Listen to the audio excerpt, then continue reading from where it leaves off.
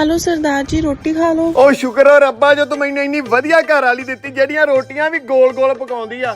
ਵੇਖ ਲਓ ਤੁਸੀਂ ਕਹਿੰਦੇ ਹੁੰਦੇ ਸੀ ਅੱਜ ਕੱਲ ਦੀਆਂ ਕੁੜੀਆਂ ਨੂੰ ਰੋਟੀ ਨਹੀਂ ਪਕਾਉਣੀ ਆਉਂਦੀ ਤੇ ਮੇਰੇ ਘਰ ਵਾਲੀ ਏਡੀਆਂ ਗੋਲ ਗੋਲ ਰੋਟੀਆਂ ਪਕਾ ਕੇ ਦਿੰਦੀ ਆ। ਸੜੋ ਸੜੋ ਸੜੋ ਤੁਸੀਂ।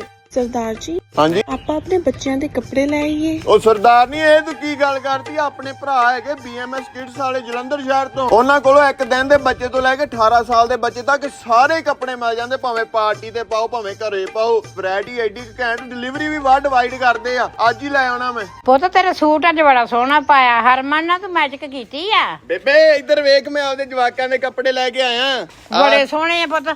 ਇੱਧਰ ਚੈੱਕ ਕਰ ਫਰਾਕ। ਆ ਵੀ ਫਰਾਕ ਬੇਬੇ ਸੋਹਣੇ ਆ ਪੁੱਤ। ਇਹ ਉਦੋਂ ਸੋਹਣੇ ਆ। ਇਹ ਲੈ ਕੇ ਆਂਦੇ ਫਿਰ BMS ਕਿਡਸ ਵਾਲਿਆਂ ਤੋਂ ਲੈ ਕੇ ਆਂਦੇ। ਬਹੁਤ ਸੋਹਣੇ ਆ। ਮੇਰੇ ਘਰ ਵਾਲੀ ਕਿਤੇ ਘੱਟ ਸੋਹਣੀ ਆ। ਉਹ ਨਾ ਮੰਮੀ ਪਟ ਪਤਾ ਲੱਗਿਆ ਮੈਂ ਤੇ ਸੁਪਨਾ ਵੇਖ ਰਿਹਾ ਸੀ।